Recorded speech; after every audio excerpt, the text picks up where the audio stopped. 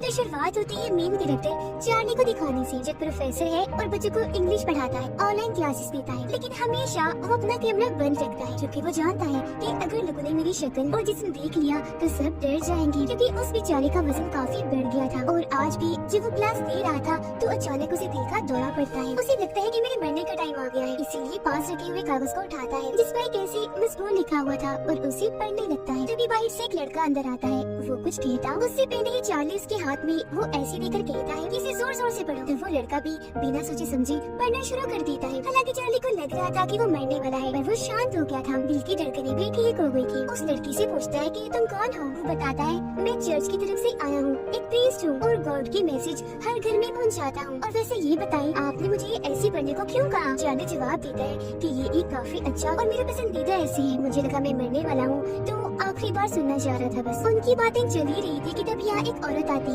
जो चार्ली की दोस्त है और यही उसकी देखभाल भी करती है। आते ही वो उसका चेकअप करने लगती है, इसलिए चार्ली का ब्लड प्रेशर काफी बढ़ा हुआ था। वो टेंशन में आ जाती है ये सोचकर कि अगर जल्दी से हॉस्पिटल ना ले जाया गया तो ऐसे ही बहुत जल्द मर जाएगा। वो चार्ली को समझाने लगती है कि प्लीज चले जाओ हॉस्पिटल, जिसके लिए वो मना कर देता है कि नहीं मैं नहीं जाना चाहता हॉस्पिटल, और वैसे भी मेरे पास इतने पैसे नहीं है। तभी उसकी नजर प्रीस्ट पर जाती है। वो पूछती है कि तुम कौन हो? वो अपने बारे में बताता है, साथ ही वो अपने चर्च का नाम भी बताता है। जो सुन वो चर्च आती है, कहती है कि मुझे उस चर्च से नफरत है क्योंकि उस चर्च के लोग ये झूठे दावे करते हैं कि हम लोगों की जान बचाएंगे, उनकी मदद करेंगे, और अब की बार भी वो यही ड्रामा कर रही है कि हम चार्ली की जान बचाएंगे। प्रीस्ट कहता है ऐसा कुछ नहीं है जैसा आप सोच रही है, हम सच में चार्ली की जान बचाना चाहते हैं, गॉड का मैसेज उस तक पहुंचाना चाहते हैं ताकि उसे भी समझ लग जाए कि गॉड क्या कहना चाहते हैं और फिर उस हिसाब से वो अपनी जिंदगी गुजारे। वो कहती है कि बेहतर होगा तुम यहाँ से चले जाओ क्योंकि न मुझे और न ही चार्ली को इन बातों पर यकीन है। चर्च से तो हम दोनों सख्त नफरत करते हैं क्योंकि वहाँ से चार्ली को बस दुख ही मिले हैं। दरअसल चार्ली का सबसे खास दोस्त वही रहा करता था। वो और चार्ली एक दूसरे को प्यार करते थे, लेकिन जब एक दिन उसकी दोस्त की मौत हुई तो चार्ली ने टेंशन लेकर अपनी ऐसी हालत कर ली, उसे खतरनाक बीमारी हो गई। इस तरह चर्च से उसे इतना बड़ा दुख मिला। अब ये बातें सुनकर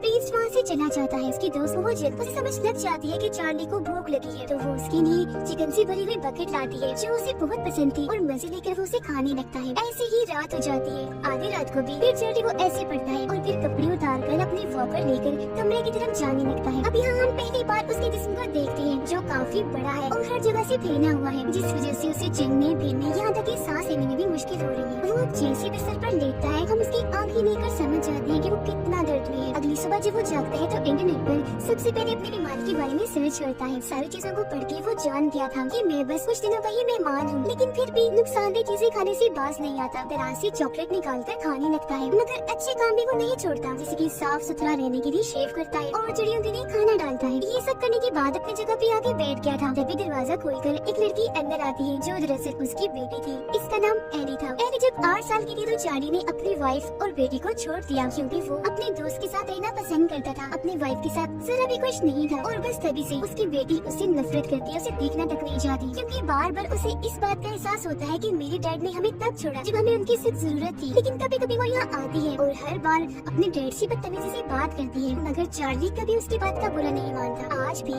वो एक के बाद एक उससे बदतमीजी कर रही थी, लेकिन फिर भी वो अपनी बेटी को मनाने के लिए कहता है कि मैं चाहता हूँ मेरी प्यारी बेटी तुम रोज यहाँ आओ, मेरे पास ही रहो क्योंकि मैं जानता हूँ मेरे पास बस कुछ ही दिन रह गए हैं। इस पर वो जवाब देती है कि मैं हर रोज यहाँ नहीं आ सकती, मेरे पेपर्स आने वाले हैं और इंग्लिश पेपर की मुझे सबसे बड़ी की टेंशन है। चार्ली बोलता है कि मैं तुम्हारी तैयारी करवा दूंगा पेपर्स में क्योंकि मैं इंग्लिश का ही टीचर हूँ, बस तुम आती रहना। ये बात सुनकर भी उसको तरस नहीं आता, वहाँ से जाने लगती है। तब चार्ली बोलता है कि अगर तुम रोज आती रही तो मेरे अकाउंट में जितने भी पैसे हैं मैं वो सारे तुम्हें दे दूंगा, तकरीबन 1 लाख से ज्यादा डॉलर्स हैं। ये बात सुनकर वो चुप हो गई थी, सोच में पड़ जाती है क्योंकि ये एक काफी बड़ी रकम थी। फिलहाल हाँ वो इसलिए नहीं बोलती क्योंकि अभी वो नाराज है। अब अपने डैड को मजीद परेशान करने के लिए दरवाजे पर आती है और कहती है कि अगर आप चाहते हैं मैं रोज आपसे मिलने आऊँ तो अभी बगैर वॉकर का सहारा लिए पैदल चलकर मेरे पास आई। ये भी चार्ली अपने बेटे के लिए करने को मान जाता है, जबकि वो जानता था कि ऐसा नहीं होगा। वो पूरी ताकत लगा के खड़ा होने की काफी कोशिश करता है पर बेचारा नीचे गिर गया था, जो देखकर एनी यहाँ से निकल जाती है। चार्ली की दोस्त घर में आई। उसका चेकअप करने के बाद सफाई कर रही थी तो उसे एली का लिखा हुआ ऐसे मिलता है। वो समझ गई थी कि यहाँ उसकी बेटी आई थी और पढ़ाई में चार्ली उसकी मदद कर रहा है। वो उसे डांटती है कि तुम भूल गई जब तुम्हारी डिवोर्स हुई थी तब क्या हुआ था। अपनी बेटी से तुम नहीं मिल सकते, ऐसे तुम पर कानूनी कार्रवाई हो सकती है। चार्ली कहता है मुझे इन बातों से कोई फर्क नहीं पड़ता, मुझे अपनी बेटी से हर हाल में मिलना है। जो बात सुनकर उसकी दोस्त चुप हो गई थी। थोड़ी देर बाद वो चार्ली को बर्गर खाने के लिए देती है जिसका एक टुकड़ा उसके गले में अटक गया। उसका दम घुटने लगता है जो देखकर फौरन उसकी दोस्त गले पर थपथपाती है। अब टुकड़ा निकलने से उसकी जान बच पाती है। इस वजह से वो चार्ली से नाराज हो गई। गुस्से में उसे कहती है कि अगर तुम्हें मरना है तो शौक से मरो पर मेरे सामने न मरना। लेकिन कुछ देर बाद गलती का एहसास होने पर वो चार्ली से माफी मांगती है और बर्गर दोबारा उसे खाने को देती है। अब ऐसे चार्ली की जिंदगी गुजर रही थी। हर रोज वो ऑनलाइन क्लासेस देता था जिसमें वो प्यार से पढ़ाया करता था। पर आज क्लास खत्म होने के बाद वो अपनी पुरानी तस्वीर देखता है जिसमें उसका वो करीबी दोस्त भी था। चार्ली उसे याद करने लगा और उस कमरे में जाने लगता है जहाँ वो रहा करता था। दरवाजे पर ताला था।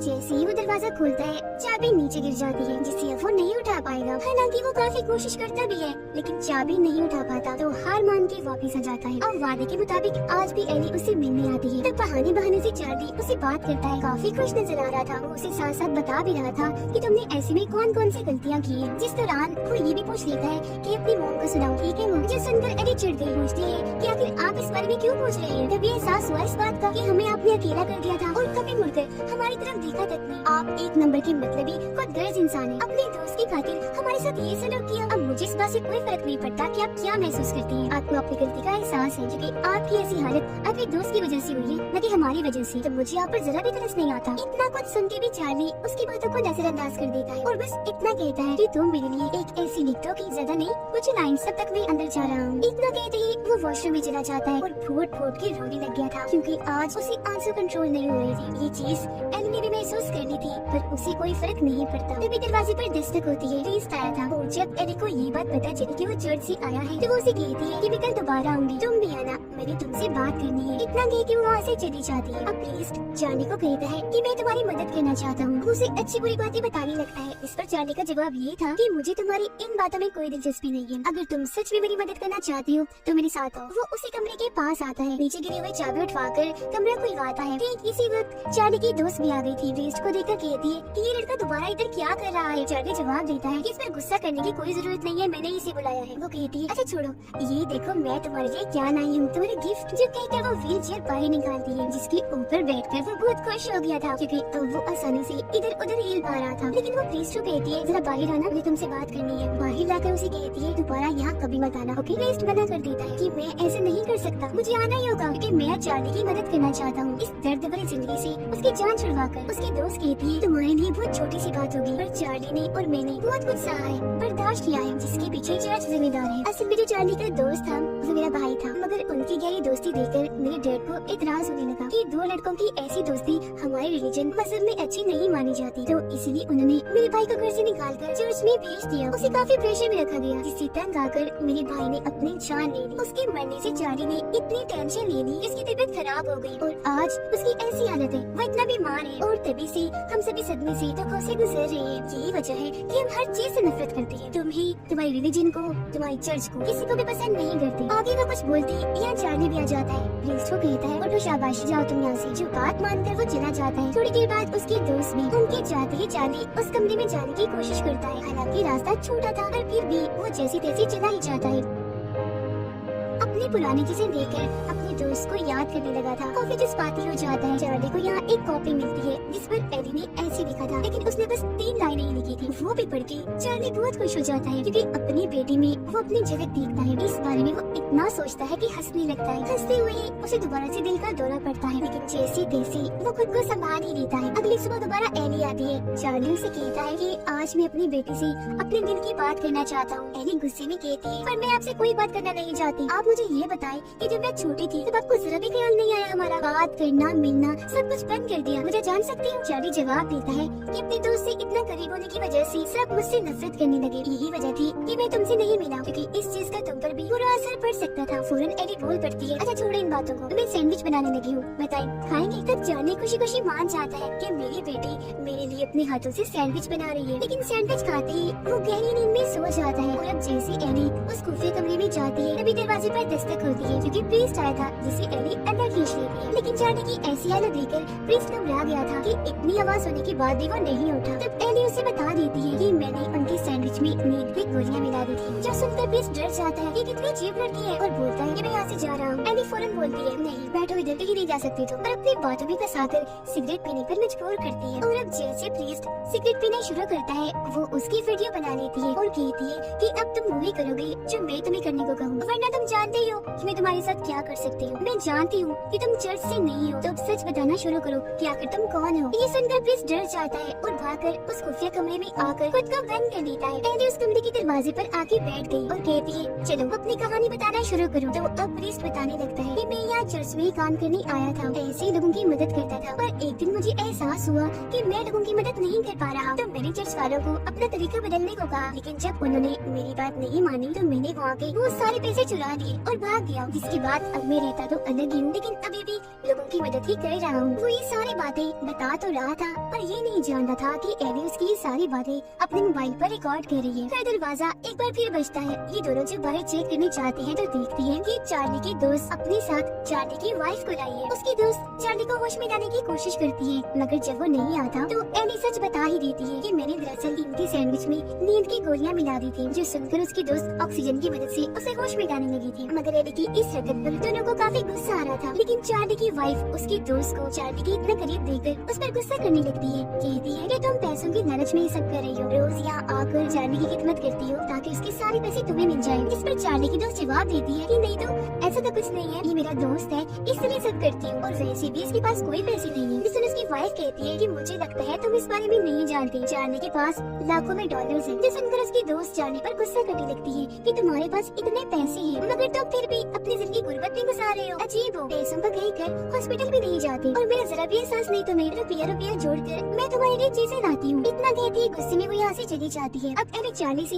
दोबारा बदतमीजी करने लगी थी, इसलिए उसकी मॉम डांट कर उसे वहाँ से भगा देती है और चार्ली को बताती है कि मैंने जानबूझ के एली को तुमसे मिलने नहीं दिया क्योंकि वो बहुत ही बुरी है। वो इस कदर जालिमाना है कि उस वक्त अगर तुम इसे मिलती तो शायद तुम्हें ये मार ही देती। चार्ली जवाब देता है मैं नहीं मानता, वो मेरी बहुत ही प्यारी बेटी है। ये बात सुनकर उसकी वाइफ चार्ली को एली की इंटरनेट प्रोफाइल दिखाती है जिसमें एली ने अपने ही डैड की तस्वीरें इंटरनेट पर डाली हुई थी और काफी मजाक बनाया हुआ था। जिसके बाद ये दोनों अपने पुराने वक्त को याद करने लगती है कि हम एक साथ कितने खुश रहा करते थे। चार्ली बोलता है मैं मरने से पहले अपनी बेटी के लिए कुछ करना चाहता हूँ, मेरे अकाउंट में जितने भी पैसे हैं मैं वो सारे एली को दे दूंगा। उसकी वाइफ मना करती है कि मत करना, ऐसा गलत करोगे क्योंकि वो और बिगड़ जाएगी। इतना कह के वो चली जाती है। तभी चार्ली का पिज्जा भी आ गया था और आज वो खुद बाहर जाता है पिज्जा लेने। डिलीवरी बॉय जैसे चार्ली को देखता है डर के फौरन भाग जाता है। इस बात से उसे इतना गुस्सा आ गया था कि अंदर आकर वो गुस्से में पिज्जा खाने लगता है। वे चॉकलेट्स टॉफियां खाता है, साथ ही फ्रिज में पड़ी सभी चीजें खाने लगता है। इस वजह से उसको उल्टियां भी लग जाती है। यहाँ उसकी दोस्त आती है जो चार्ली को कहती है कि मैं जानती हूँ तुम अपना इलाज करवा सकती थी पर जानबूझ के नहीं करवाया क्योंकि तुम खुद को सजा देना चाहती थी। मेरे लिए कितने दुख की बात है, पहले मेरा भाई छोड़ के चला गया